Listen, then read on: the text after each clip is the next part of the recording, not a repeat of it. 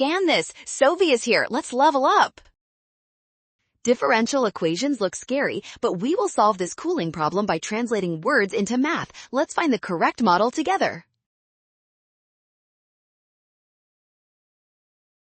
First, we identify that the rate of change of the water temperature with respect to time is written as dW over dt. This represents how fast the water is cooling down.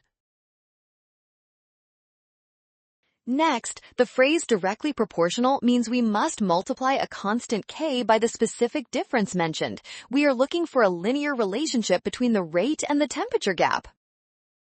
Finally, subtract the room temperature of 68 from the water temperature W. This gives the equation in option D. You mastered this differential equation. Well done! Scan the code to learn better with Sovi. Avoid rushing to pick wrong variables. Always trust the given relationship for success.